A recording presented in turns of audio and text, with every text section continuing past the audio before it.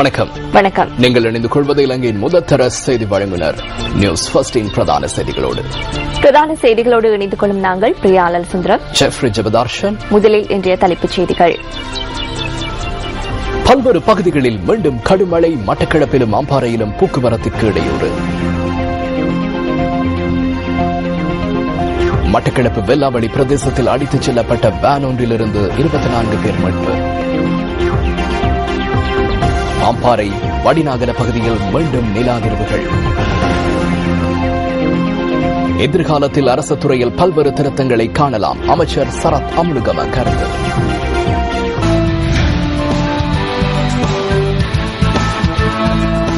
மட்டக்களப்பு வெல்லாவளி பகுதியில் வேன் ஒன்று இன்று அதிகாலை வெள்ளத்தில் சிக்கியது. வெள்ளத்தில் சிக்கிய போது வேனில் 24 பேர் பயணித்திருந்ததுடன் அவர்கள் அனைவரும் மீட்கப்பட்டனர். மத்திய முகாம் பகுதியிலிருந்து இன்று அதிகாலை அனுராதபுரத்தை நோக்கி இந்த வேன் யாத்திரை பயணத்தை ஆரம்பித்திருந்தது. கருத்தப்பாலத்தின் ஊடாக மட்டக்களப்புக்கு செல்லும் நோக்கில் வேனில் பயணித்தவர்கள் வெல்லாவளி போலீஸ் நிலையத்திலிருந்து சுமார் 4.5 கிலோமீட்டர் தொலைவில் உள்ள மண்டூர் பகுதியை சென்றடைந்தனர். கடுமழையால் நவகிரிக்குளம் பெருக்கெடுத்துள்ள நிலையில் வேன் அந்த பகுதியை சென்றடைந்த வேளையிலும் கருத்தப்பாலத்தின் ஊடாக வெள்ளம் பாய்ந்து கொண்டிருந்தது. எவ்வாறாயினும் அந்த வீதிக்கூடாக முன்னோக்கி பயணிப்பதற்கு வேன் சாரதி முயற்சித்த போது அதில் பயணித்தவர்கள் சற்றும் எதிர்பாராத வகையில் வேன் நீரில் அடித்துச் சென்றுள்ளது. சம்பவம் தொடர்பான தகவல் கிடைத்தவுடன் அந்த இடத்திற்கு விரைந்த வெல்லாவளி போலீசார் வெள்ளத்தில் சிக்கியிருந்த மக்களை மீட்பதற்கு நடவடிக்கை எடுத்தனர். நீரில் அடித்துச் செல்லப்பட்ட வேனிலிருந்து 12 ஆண்களும் 6 பெண்களும் 6 சிறுவர்களும் எவ்வித பாதிப்புமின்றி போலீசாரால் மீட்கப்பட்டுள்ளனர். நாட்டில் ஏற்பட்டுள்ள அதிக மழையுடன் கூடிய வானிலையினால் அம்பாறை மற்றும் மட்டக்களப்பு ஆகிய மாவட்டங்களைச் சேர்ந்த 78,467 பேர் பாதிக்கப்பட்டுள்ளனர். இந்த 2 மாவட்டங்களிலும் உள்ள 77 வீடுகள் முழுமையாக சேதமடைந்துள்ளதாகவும் 157 வீடுகள் பகுதியளவில் சேதமடைந்துள்ளதாகவும் இடர் முகாமைத்துவ மத்திய நிலையத்தின் உதவி பணிப்பாளர் பிரதீப் கொடிப்பிலை தெரிவித்துள்ளார். இதேவேளை மட்டக்களப்பு பூரத்தீவு பற்று பகுதியிலும் நீரில் மூழ்கி ஒருவர் உயிரிழந்துள்ளதாக அவர் குறிப்பிட்டார்.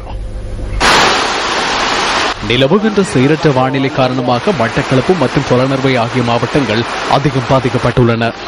தொடர்ந்து பெய்து வரும் அடைமழை மற்றும் குளங்களின் பெருக்கெடுப்பு காரணமாக மட்டக்களப்பு மாவட்டத்தின் போரத்தீவு பற்று பிரதேச செயலகத்துக்குட்பட்ட பல கிராமங்கள் வெள்ளத்தில் மூழ்கியுள்ளன.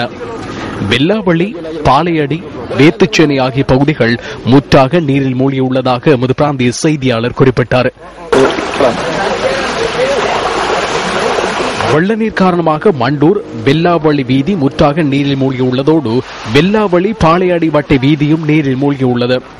இந்த பகுதிகளில் பாதிக்கப்பட்ட மக்களுக்கு தேவையான உதவிகளை செய்து கொடுப்பதற்கும் மீட்பு பணிகளுக்கு படையினர் ஈடுபடுத்தப்பட்டிருக்கும் காட்சிகள் எமது நியூஸ் ஃபர்ஸ்ட் கேமராக்களில் பதிவாகின. மட்டக்களப்பு மாவட்டத்தின் வாகரை, வாழைச்சேனை மற்றும் கிரான் உள்ளிட்ட பல பிரதேச செயலக பிரிவுகளும் வெள்ளத்தில் மூழ்கியுள்ளன. இந்த பகுதியூடான போக்குவரத்துக்கும் பாதிப்பு ஏற்பட்டுள்ளதோடு பிரதேச மக்களின் இயல்பு வாழ்க்கையும் பாதிக்கப்பட்டுள்ளது. மட்டக்களப்பு, வந்தாறு மூலை, மாவடிவெம்பு, ஏறாவூர் ஆகிய பகுதிகள் முற்றாக வெள்ளத்தில் மூழ்கியுள்ளதோடு இந்த பகுதியூடான போக்குவரத்திற்கும் பாதிப்பு ஏற்பட்டுள்ளது. இதேவேளை அதிக மழை காரணமாக மட்டக்களப்பு நகரமும் வெள்ளத்தில் மூழ்கியுள்ளது. மட்டக்களப்பு மாவட்டத்தில் அறுவடைக்கு தயார் நிலையில் இருந்த வயல் நிலங்களும் வெள்ளத்தில் மூழ்கியுள்ளன.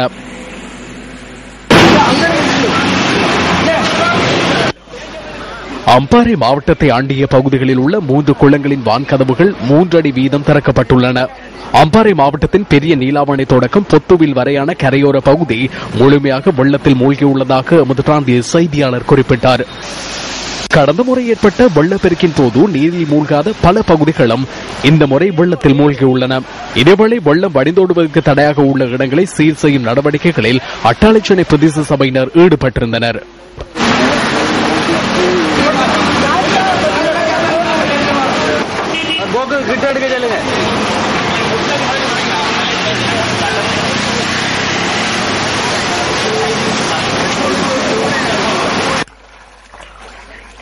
அட்டாளைச்சேனை, கல்முனை, காரைத்தீவு, நிந்தவூர், ஆலையடிவம்பு, திருக்கோவில் உள்ளிட்ட பல பிரதேச செயலாளர் பிரிவுகளும் வெள்ளத்தில் மூழ்கியுள்ளதாக எமது பிராந்திய செய்தியாளர் குறிப்பிட்டார்.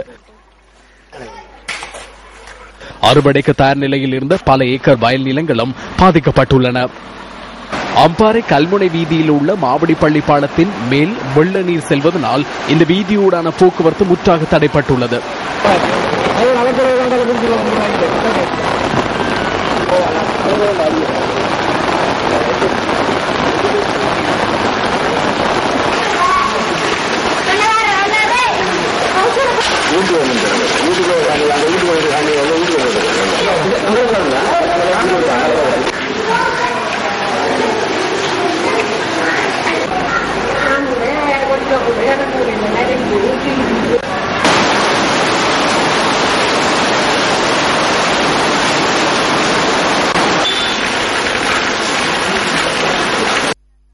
பொலனர்வை பராக்கிரம சமுத்திரத்தின் அனைத்து வான்கதவுகளும் 9 அங்குலம் வீதம் திறக்கப்பட்டுள்ளன.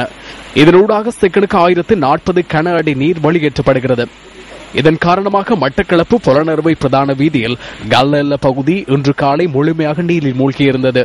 இந்த வீதியூடான போக்குவரத்து முற்றாக பாதிக்கப்பட்டிருந்ததாக எமது பிராந்திய செய்தியாளர் குறிப்பிட்டார். நாட்டில் ஏற்பட்டுள்ள அதிக மழையுடன் கூடிய வானிலையினால் மின்னெரியா குளமும் தற்போது பெருக்கெடுத்துள்ளது.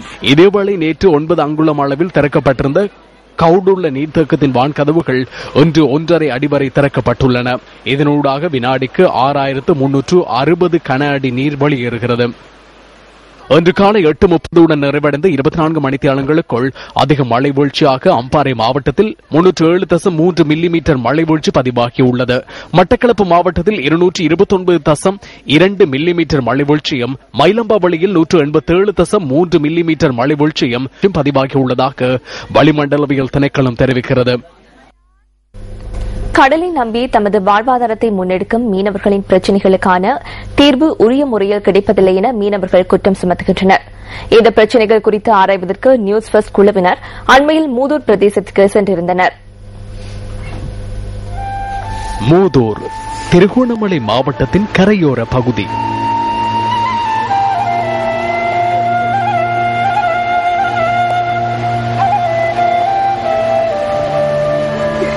மூதூர் பிரதேசத்தில் உள்ள அபிப் நகர், தக்வா நகர் மற்றும் வட்டம் ஆகிய பகுதிகளில் உள்ள மீனவர்கள் தமது தொழிலை முன்னெடுத்து செல்ல பல்வேறு சவால்களை எதிர்நோக்கி வருகின்றனர். இந்த பகுதி மீனவர்கள் எதிர்நோக்கி வரும் வாழ்வாதார பிரச்சினைகள் குறித்து ஆராய்வதற்காக நியூஸ் ஃபர்ஸ்ட் குழாத்தினர் அங்கு சென்றிருந்தனர்.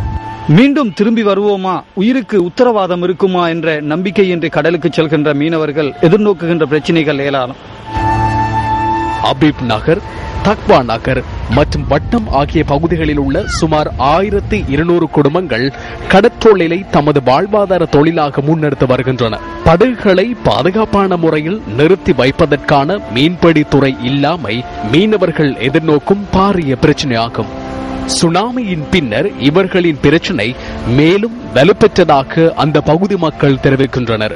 எங்களுக்கு இந்த துறைமுகங்கள் தான் எங்களுக்கு கஷ்டமா இருக்குது. போட்டு இழுக்கிறது, வாங்குறது, புலங்குறது, இறக்குறது, புலங்குறது, இந்த இதுல எல்லாம் இழுக்கல எங்களுக்கு போட். லாமனே விலை கறிக்கிட்டு எங்களுக்கு அதுதான் லாமனை கஷ்டம். நாங்கள் போறது தூரந்துளையே போறது 30 லிட்டர் 40 லிட்டர் 10 எங்களுக்கு என்ன கூலி தான் நாங்கள் தொழிற்சேரு. அண்டனைக்கு போனா தான் அண்டனை சாப்பாடு.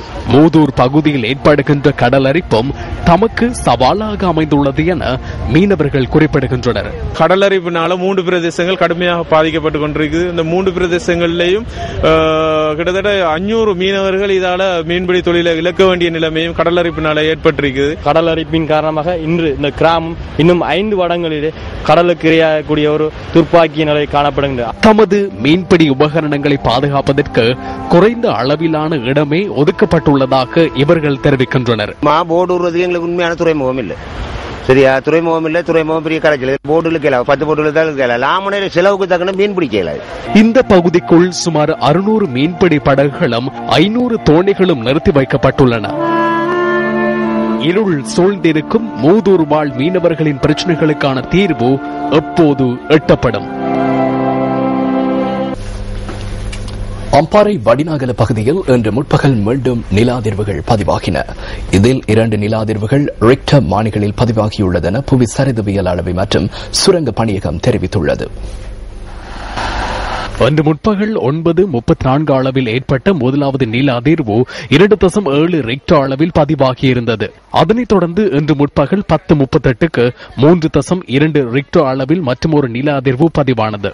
மகாகந்தராவு, அக்மடு மற்றும் பல்லேக்கலே ஆகிய பகுதிகளில் ஸ்தாபிக்கப்பட்டுள்ள நில அதிர்வு மத்திய நிலையங்களில் இன்றைய நில அதிர்வுகள் பதிவாகியிருந்ததாக புவி சரிதவியல் அளவை மற்றும் சுரங்க பணியகம் தெரிவித்துள்ளது. திடீரென 3 முறை நில அதிர்வுகள் ஏற்பட்டன. கடந்த முறையை விட பாரிய நில அதிர்வாகவே இது அமைந்திருந்தது. அம்பாறையில் ஏற்கனவே உணரப்பட்டிருந்த நில அதிர்வுகளை ஒத்ததாக இன்று பதிவான நில அதிர்வுகளும் அமைந்துள்ளது என புவி சரிதவியல் அளவை மற்றும் சுரங்க பணியகத்தின் தலைவர் கலாநிதி NP விஜயானந்த் தெரிவித்தார். இந்த 2 நில அதிர்வுகளும் ரிக்டர் அளவில் மிக குறைந்த அளவிலேயே பதிவாகியுள்ளது. இதனை பாதிப்புகளை ஏற்படுத்தும் அதிர்வாக கருத முடியாது.